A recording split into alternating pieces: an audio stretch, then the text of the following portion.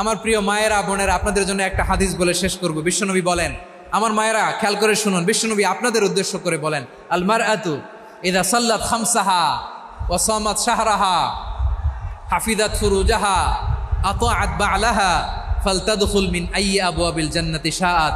বিশ্বনবী বলেন, ও রমণীরা, ও নারীরা, যে সমস্ত নারী এই চারটা কাজ করবে, এই চারটা কাজের গ্যারান্টি দিবে, তাদেরকে জান্নাতের 8টা দরজার গ্যারান্টি দেয়া হবে।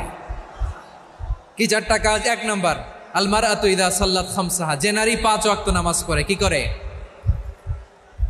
জেলা স্টেডিয়ামে অবস্থানরত আমার নারীরা বোনেরা, বিশ্বনবী আপনাদেরকে 4টা কাজের কথা বলেছেন, খুব বেশি না। 4টা করলে 8 জান্নাতের দরজা সব খোলা। কোনটা দিয়ে যাবেন? যেটা দিয়ে মনে চায়। 1 নম্বর 5 ওয়াক্ত নামাজ। আমার বোনেরা জোহরের নামাজ পড়তে পড়তে এটা আসরে নিয়ে যায়, আসর পড়তে পড়তে এটা মাগরিবে নিয়ে যায়। এরকম আসরে নাই, লালমনিরহাটে হয়তো নাই। আমার বোনেরা এটা করবেন না। ইন্নাস সালাতা কানাত আলাল মুমিনিনা কিতাবাম মাওকুতা, সময় মতো পড়বেন। সামাত শাহরা, রমাদানের রোজাগুলো রাখবেন। হাফিজাত ফুরুজাহা, যে নারী তার চরিত্রকে হেফাজত করে, তার প্রাইভেট হেফাজত করে, তার লজ্জাস্থান হেফাজত করে। ও মায়েরা, আপনার এই গর্ভ যে কত দামি আপনি জানেন না। আপনার এই গর্ভ থেকে জন্মাবে আগামীর সালাহুদ্দিন আল আইয়ুবী। আপনার গর্ভ থেকেই জন্মাবে ইমাম আল মাহদি আল মুনতাজার। আপনার পেট থেকে জন্মাবে আবু সাইদের মতো বীর সৈনিক। আপনার পেট থেকে জন্মাবে মুগ্ধের মতো বীর মুজাহিদ। আপনি জানেন না কে আসবে আপনার পেট থেকে। সময়টাকে কাজে লাগান, ইসলামকে বোঝেন, মানেন, আমাদের ইসলামিক লেকচারগুলো শোনেন। আমরা যে বার্তাগুলো, ইনস্ট্রাকশনগুলো, দিক নির্দেশনাগুলো আপনাদের খেদমতে রাখি, এগুলো মেনে চলুন। আপনিই পারেন আপনার ঘরটাকে জান্নাতের টুকরা বানাতে। একটা family, it's a very big institution and you are the MD, the managing director of this institution. চিল্লায় বলেন ঠিক কিনা? চাইলেই পারেন ঘরটারে জান্নাতের টুকরা বানাতে। 5 ওয়াক্ত সালাত, রমাদানের রোজা, নিজের চরিত্রের হেফাজত, ও আতাআত বা'লাহা, স্বামীর আনুগত্য। এটাতে অনেকে ভুল করে থাকে। হায় রে আমার বোনেরা, স্বামীর আনুগত্যকে এটা নিজের অপমান মনে করবেন না। আপনার স্বামী আপনার সবচেয়ে বড় গার্ডিয়ান, তিনি আপনার সবচেয়ে ভালো চায়। নারী কখনো গার্ডিয়ানশিপের বাইরে থাকতে পারে না। হয় আপনি বাবার গার্ডিয়ানশিপের ভেতরে, বাপ না থাকলে ভাই আপনার গার্ডিয়ান, ভাই না থাকলে চাচা গার্ডিয়ান, বিয়ের পরে আপনার স্বামী আপনার গার্ডিয়ান। শরিয়া সম্মত স্বামীর আদেশগুলো আপনি মেনে চলবেন, কিন্তু শরিয়া বিরুদ্ধ কোনো আদেশ মানতে আপনি বাধ্য নয়। আওয়াজ করে বলুন সবাই ঠিক কিনা? এই 4টা কাজ যদি কোনো নারী করে, বিশ্বনবী বলেন জান্নাতের 8টা দরজা খোলা। তোমার যেটা দিয়ে মনে চায় সেটা দিয়ে জান্নাতে তুমি এন্ট্রি নিতে পারবা। বিষ্ণু ইসলামের স্ত্রীর নাম ছিল আয়েশা রাদিয়াল্লাহু তাআলা আনহা, আবু বকর রাদিয়াল্লাহু তাআলা আনহুর মেয়ে। আবু বকর রাদিয়াল্লাহু তাআলা আনহুর আরেক মেয়ের নাম হচ্ছে আসমা। কি নাম? দুজনই আবু বকর রাদিয়াল্লাহু তাআলা আনহুর মেয়ে, আসমা আর আয়েশা। নাম দুইটা কেমন লাগে? আসমা নামটা কেমন লাগে? আয়েশা নামটা কেমন লাগে? সবার ভালো লাগে নাই? নাম দুটো আপনাদের ভালো লাগে? লালমনিরহাটে অনাগত যদি কন্যা সন্তান হয়, যদি মনে চায় আসমা রেখে দিতে পারবেন, যদি মনে চায় আয়েশা রেখে দিয়েন। দেশে বিদেশে, এয়ারপোর্টে, রাস্তা ঘাটে শুধু বলে হুজুর একটা নাম দেন, আমার ছেলের একটা নাম দেন, মেয়ের একটা নাম দেন। তো আমার মনে আছে যশোরের আবদিনের মাহফিলে আমি 1-2টা নাম দিয়েছিলাম। আজকে লালমনিরহাটের এই প্রোগ্রামে কন্যা সন্তান যদি হয় 2টা নাম দিলাম, আসমা কিংবা আয়েশা। ইনশাআল্লাহ পড়েন। দুজন বোন, এক মায়ের না, বাবা এক, মা দুজন। আয়েশা রাদিয়াল্লাহু তাআলা আনহার মায়ের নাম উম্মে রুমান, আর আসমা রাদিয়াল্লাহু তাআলা আনহার মায়ের নাম কুতাইলা বিনতে আব্দুল উজ্জা। আবু বকর রাদিয়াল্লাহু তাআলা আনহু 4টা বিয়ে করেছিলেন। তো একই ঘটনা ঘটেছে এই ফ্যামিলিতে। আসমা ইসলাম ধর্ম গ্রহণ করে মুসলিমা, কিন্তু তার মা কুতাইলা মুশরিকা। আই রিপিট, বোঝার জন্য আমি আবারও বলি, আসমা রাদিয়াল্লাহু তাআলা আনহা মুসলিমা, আর আসমার মা কুতাইলা, আওয়াজ করে বুঝে থাকলে বলেন, আসমার মা মুশরিকা। তার মানে মেয়ে মুসলিম, মা অমুসলিম। ভেজাল আছে না নাই? কিন্তু কুতাইলা আর ধৈর্য ধারণ করতে পারে না। নার ছেড়া ধন, কলিজার টুকরা ধন, কলিজার টুকরা সন্তান আসমারে দেখতে বড্ড মন চায়। সাইয়েদনা আসমা রাদিয়াল্লাহু তাআলা আনহা মক্কা থেকে হিজরত করে মদিনায় চলে গেলেন হুদাইবিয়ার পর। যখন মক্কা মদিনার ট্রাফিক স্বাভাবিক হলো, মক্কার লোক মদিনায় যায়, মদিনার লোক মক্কায় আসে। কোচাইলা কলিজার টুকরা সন্তান আসমারে দেখার জন্য কিছু উপহার নিয়ে বিশাল মরুপথ পাড়ি দিয়ে মক্কা থেকে মদিনায় যায়। সুবহানাল্লাহ বলেন। এখন মা আসছে মেয়ের সাথে দেখা করতে, মেয়ে তো আর দেখা দেয় না। মেয়ে ভাবছে আমার মা তো মুশরিকা, অপবিত্রা, তার সাথে কি দেখা দেয়া যাবে? বিশ্বনবীর দরবারে চলে গেলেন। সুবহানাল্লাহ বলেন। কি সৌভাগ্যবান ছিল তারা, মাসলা জানার দরকার হলেই নবীর দরবারে চলে যেত। ঘরে বউয়ের সাথে ঝগড়া হলে নবীর দরবারে চলে যেত। অনেক সাহাবী বলে আমার পেটে ক্ষুধা লাগলো আমি নবীর কাছে চলে যেতাম, কারণ নবীর চেহারার দিকে তাকালেই আমার পেটের ক্ষুধা মিটে যেত। সাইয়েদনা আসমা রাদিয়াল্লাহু তাআলা আনহা বিশ্বনবীর কাছে চলে গেলেন, যে বললেন ইয়া রাসূলুল্লাহ ইয়া হাবিবাল্লাহ ইন্না উম্মি কাদিমাতুন ইলাইয়া ওয়া হিয়া রাগিবা। আমার মা মক্কা থেকে অনেক দূর মরুর পথ পাড়ি দিয়ে উপহার সামগ্রী নিয়ে মদিনায় আমার সাথে দেখা করতে এসেছে গো নবী। আমার জানতে বড্ড ইচ্ছে হয় আমি আমার মুশরিকা মায়ের সাথে একটু দেখা করতে পারবো কিনা। আফা আসিলুহা, আগে যেমনি আমি আমার মায়ের সাথে ভালো আচরণ করতাম, যেমনি আমি আমার মায়ের সাথে সদাচরণ করতাম গো নবী, এখন আমি মুসলিমা মা মুশরিকা, এখনো কি আগের মতো সদাচরণ করতে পারবো নাকি? বিশ্বনবী বললেন নাম সিলিহা, হ্যাঁ রে আসমা, অবশ্যই অবশ্যই, আগে ঠিক যেমন তুমি তোমার মায়ের সাথে ভালো আচরণ করতে এখনো তেমনি আগের মতো ভালো আচরণ করবা। আওয়াজ করে পড়েন সুবহানাল্লাহ। কি ইসলাম আমরা পেয়েছি, কত ব্রড মাইন্ডেড আমাদের ইসলাম, কত ওপেন মাইন্ডেড ইসলাম, কত ওপেন আপ করতে পারে, চিন্তা করতে পারে। বিষ্ণু বললেন হ্যাঁ অবশ্যই, নাম সুলিহা, আগে যেমনি ভালো আচরণ করছো আসমা এখন ওইরকমই করো, পারলে আরো বাড়াই করো। সুবহানাল্লাহ বলেন। তাহলে আমার যে হিন্দু ভাইয়েরা হিন্দু বোনেরা ইমানের বদৌলতে দৌলতে আপনি ধন্য হয়েছেন, আপনার আম্মা আব্বা এখন মুসলমান হয় নাই, তাদের জন্য দোয়া করেন, তাদের জন্য দোয়া করেন, আল্লাহ যেন তাদেরকেও ইমানের দৌলত দান করেন। আমরা সবাই পড়ি আমিন, আরো জোরে পড়েন আমিন। এখন বলেন ইসলাম কি ন্যারো মাইন্ডেড রিলিজিয়ান না ব্রড মাইন্ডেড? লালমনিরহাটের যুবক ভাইরা আওয়াজ করো, ইসলাম কি ন্যারো মাইন্ডেড না ব্রড মাইন্ডেড? কতটা ব্রড মাইন্ডেড দেখেন। বিশ্বনবী সাল্লাল্লাহু আলাইহি সাল্লাম অমুসলিমরা যদি নবীকে উপহার দিত ওই উপহারও বিশ্বনবী গ্রহণ করতেন। সুবহানাল্লাহ পড়েন। আপনার অমুসলিম বন্ধু যদি উপহার দেয় সেটাও আপনি নিতে পারবেন, যেটা নেওয়া জায়েজ। কিন্তু আপনার বন্ধু যদি আপনার মদের বোতল দেয় নিতে পারবেন? হ্যাঁ, মদের বোতল দিলে পারবেন। আপনার বন্ধু যদি আপনার পর্ক দেয়, পর্ক শুকরের গোশত মিশ্রিত কোনো খাবার, ওটা নিতে পারবেন না। হালাল যে কোনো জিনিস নিতে পারবেন। বিশ্বনবী সাল্লাল্লাহু আলাইহি ওয়াসাল্লাম অমুসলিমদের দেয়া হাদিয়া গ্রহণ করতেন। কেমন নবী ছিলেন, আমার নবীরে চিনে নেন, আমার নবীর অ্যাটিটিউড জেনে নেন। বিশ্বনবী সাল্লাল্লাহু আলাইহি ওয়াসাল্লাম যখন কোনো জনপদে যেতেন 3টা অপশন নিয়ে যেতেন। প্রিয় ভাইয়ের আওয়াজ করে বলতে হবে, কোন জনপদে গেলে আমার নবীর অপশন থাকতো কয়টা? আমার মতো 3 আঙ্গুল উঁচু করে দেখান আর বলুন আমার নবী কোন জনপদে গেলে কয়টা অপশন নিয়ে যেতেন? 1 নাম্বার অপশন আসলিম তাসলাম। নতুন এলাকায় গেলে বলতেন আসলিম তাসলাম, ইসলাম ধর্ম গ্রহণ করো, শান্তিতে থাকবা, আমার ভাই হয়ে যাবে, আমরা ভাই ভাই, ইসলাম মানো, আমরা ভাই ভাই। অপশন নাম্বার কত? 1।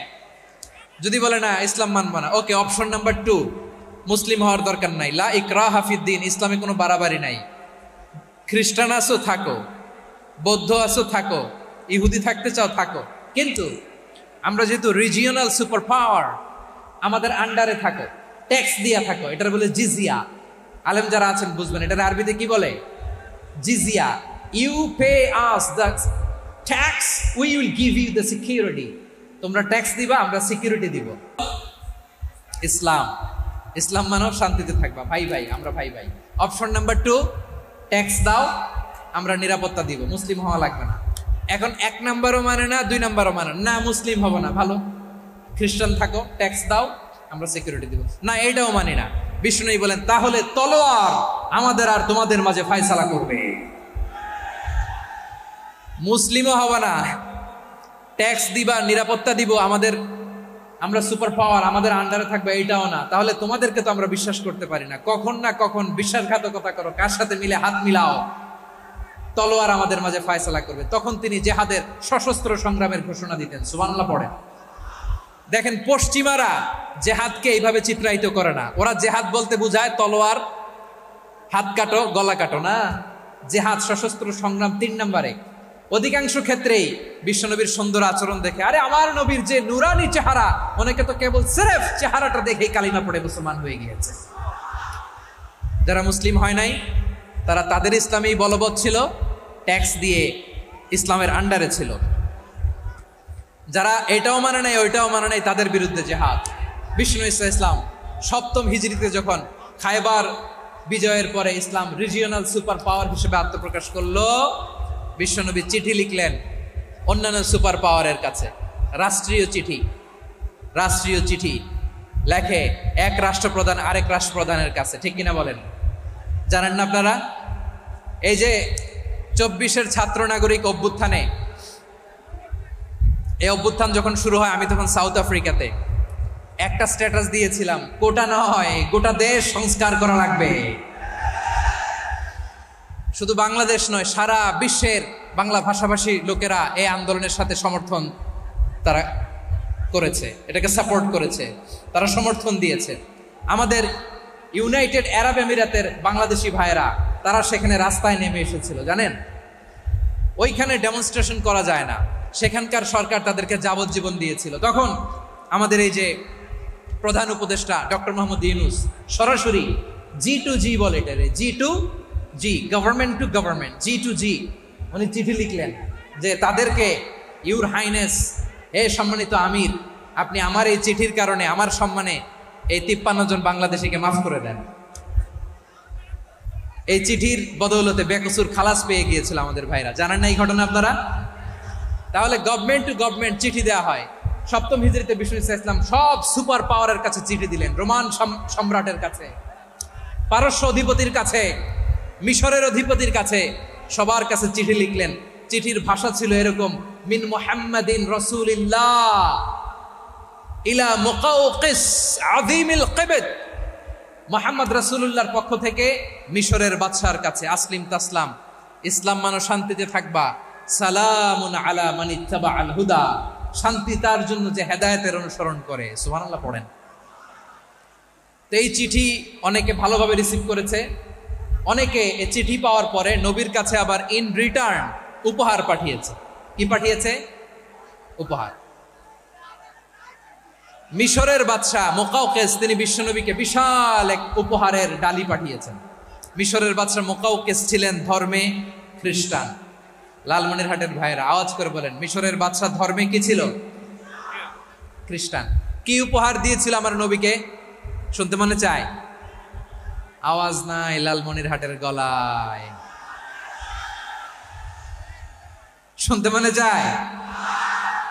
1000 স্বর্ণ মুদ্রা, 1000 স্বর্ণ মুদ্রা।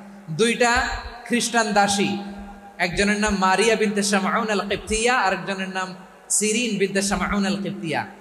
একজন খ্রিস্টান দাস 20 থান কাপড় জামা বানানোর জন্য, আমরা নবী যেন সেলাই করে জামা বানাতে পারে এজন্য 20 থান কাপড়, 20 থান ফাইন গার্মেন্ট। সুবহানাল্লাহ পড়বেন না? এরপরে একটা গাধা যেটার নাম ছিল উফাইর, আর একটা খচ্চর, এটার নাম ছিল দুলদুল। খচ্চর চিনেন? গাধা আর ঘোড়ার ক্রসিং এ যে প্রাণীটা দুনিয়াতে আসে ওটার খচ্চর বলে। তো এই যে সুপার পাওয়ার খ্রিস্টান বাদশার কাছে নবী চিঠি লিখলেন, ওই খ্রিস্টান বাদশা আমার নবীকে উপহার দিল। বিশ্বনবী এই উপহারগুলো সানন্দে গ্রহণ করেছে। সুবহানাল্লাহ পড়বেন না? তাহলে অমুসলিম কেউ যদি আপনাকে উপহার দেয়, হালাল উপহার হলে আপনি গ্রহণ করতে পারবেন। অনুরূপভাবে পারস্যের বাদশা, রোম সম্রাট বিশ্বনবীকে উপহার পাঠিয়েছেন। আমার নবী সবগুলো উপহার, গিফট গ্রহণ করেছেন। সুবহানাল্লাহ বলেন। তাহলে প্রিয় লালমনিরহাট, আওয়াজ করে বলুন, ইসলাম কি ন্যারো মাইন্ডেড রিলিজিয়ন না ব্রড মাইন্ডেড? আম্মাজান আয়েশার কাছে মাসালা জানতে চায় মেয়েরা, হে আম্মাজান, অগ্নি উপাসকেরা তাদের ঈদের দিন নওরোজের সময় আমাদেরকে পাখি দেয়, নেওয়া যাবে? উনি বললেন ওরা জবাই করে দিলে নেওয়া যাবে না, কিন্তু ওরা যদি ফলমূল এরকম খাবার দেয় এগুলো নেওয়া যাবে। তার মানে অমুসলিমদের দেয়া উপহার এটা গ্রহণ করা যায়। সুবহানাল্লাহ বলেন। শুধু তাই নয়, বিষ্ণু ঈসা ইসলাম অমুসলিমদের সাথে আর্থিক লেনদেনও করেছেন, ফিনান্সিয়াল ডিলিং করেছেন। অমুসলিমদের সাথে প্রয়োজনে আপনি ফিনান্সিয়াল ডিলিং করতে পারবেন। আমরা প্রায় দেখি বাজারের মিষ্টির দোকানগুলো আমার হিন্দু ভাইদের। লালমনিরহাটে মিষ্টির দোকান, দইয়ের দোকান কারা চালায়? হিন্দুরা চালায় না। তারপরে যে বারবার শপ, চুল কাটে যে নাপিত, অধিকাংশ নাপিতের দোকানে কারা? আমার হিন্দু ভাইরা। আপনি চুল কাটতে পারবেন কিনা? পারবেন কিনা বলেন? পারবেন। তার দোকান থেকে দই মিষ্টি কিনতে পারবেন কিনা? হ্যাঁ, আমার মুসলিম ভাইয়ের দোকান থাকলে ওইটার আমি বেশি প্রায়োরিটি দিব, ঠিক কিনা? কিন্তু যদি তাদের সার্ভিস নিতে চান, প্রোডাক্ট নিতে চান, পারবেন। তার দলিল সহিহ বুখারী, আম্মা জান আয়েশা রাদিয়াল্লাহু তাআলা আনহা বলেন, ইশতারা রাসূলুল্লাহ সাল্লাল্লাহু আলাইহি ওয়াসাল্লাম মিন ইয়াহুদিন তুআমান ওয়া রাহানাহু দিরআহু মিন হাদিদ। রাসূল সাল্লাল্লাহু আলাইহি ওয়াসাল্লাম এক ইহুদির কাছ থেকে, কার কাছ থেকে? সবাই বলে নাই কার কাছ থেকে? আমার নবী, পেয়ারা নবী এক ইহুদির কাছ থেকে জব কিনেছিল। জব, বার্লি, যেটা দিয়ে রুটি বানায়। ওই জবের দাম দেওয়ার টাকা পয়সা নবীর কাছে ছিল না। ফলে নবী ওনার একটা পোশাককে মর্গেজ রেখেছিলেন, মর্গেজ, বন্ধক, যে এখন এটার দাম দিতে পারবো না, কয়েক কেজি বার্লি নিয়ে যাই আর বন্ধক হিসেবে আমার জামাটা রেখে গেলাম, যেই দিন দাম দিব ওই দিন জামাটা ছুটাই নিয়ে যাও। সুবহানাল্লাহ পড়বেন না? বাকিতে নিছিলেন, বাকিতে। দিরআহু মিন হাদিদ, লোহার তৈরি বর্ম, মানে যুদ্ধের পোশাক, লোহা দিয়ে বানানো। বিষ্ণুনবী বললেন কয়েক কেজি জব দাও, টাকাটা পরে দিব, এখন টাকা নাই, বন্ধক হিসেবে, মর্গেজ হিসেবে আমার জামা রেখে গেলাম, যখন টাকা দিব জামা ছুটাই নিব। আওয়াজ করে বলতে হবে সুবহানাল্লাহ। এ থেকে বোঝা গেল অমুসলিমদের সাথে ফিনান্সিয়াল ডিলিং করা যায়, অর্থনৈতিক লেনদেন করা যায়, কেনাবেচা করা যায়, প্রোডাক্ট কেনা যায়। এমনকি আমাদের মসজিদে নববীতে বারান্দায় আপনারা একটা অটোমেটিক ফ্লাইং আমব্রেলা দেখছেন? সূর্য যখন বাড়ে মসজিদে নববীর বারান্দায় ইয়ার্ডের মধ্যে অটোমেটিক্যালি কিছু আমব্রেলা আছে, সাঁ করে খুলে যায়, আর সূর্যের তাপ লাগে না। আবার সন্ধ্যাবেলায় এই আমব্রেলাগুলো ওরা ক্লোজ করে ফেলে, দেখেন নাই না? দেখছেন? এই মসজিদে নববীকে সর্বোচ্চ উন্নত মানের কনস্ট্রাকশন ইনফ্রাস্ট্রাকচারে ডেভেলপ করার জন্য কর্তৃপক্ষ কিছু অমুসলিম ইঞ্জিনিয়ারের, ডিজাইনারের সহায়তা নিয়েছিল। সুবহানাল্লাহ বলেন। কোন দলিলের ভিত্তিতে? এই দলিলের ভিত্তিতে যে বিষ্ণু ঈসা ইসলাম অমুসলিমদের সাথেও লেনদেন করেছেন। আওয়াজ করে বলতে হবে আল্লাহু আকবার। শুধু তাই নয়, ইন কেস অফ ইমার্জেন্সি, প্রয়োজনে ইসলামের খাতিরে, ইসলামকে সামনের দিকে এগিয়ে নিয়ে যাওয়ার জন্য অমুসলিমদের সাপোর্ট নেওয়া জায়েজ আছে। সুবহানাল্লাহ বলেন। অমুসলিমদের সাপোর্ট নেয়া, তাদের থেকে অর্থ নেয়া, পলিটিক্যাল সাপোর্ট, পলিটিক্যাল অ্যাসাইলাম নেওয়া জায়েজ আছে। আমাদের অনেক বিশ্ববরেণ্য দায়ীরা আমেরিকায় অস্থায়ীভাবে অ্যাসাইলাম নিয়ে থাকে, নিজের দেশে গেলে ফাঁসিতে ঝুলাই দিবে। যুগ যুগ ধরে দায়ীদের উপরে এরকম অত্যাচার আর নির্যাতন আছে না নাই? মিশরের অনেক দায়ীরা পাশ্চাত্যে যেয়ে থাকে। এই যে তারা পলিটিক্যাল অ্যাসাইলাম নিয়ে থাকে, রাজনৈতিক আশ্রয়, এটা জায়েজ আছে না? এটা যে জায়েজ আছে তার প্রমাণ স্বয়ং বিশ্বনবী সাল্লাল্লাহু আলাইহি ওয়াসাল্লাম পলিটিক্যাল সাপোর্ট নিয়েছিলেন অমুসলিমদের কাছ থেকে। সুবহানাল্লাহ বলেন।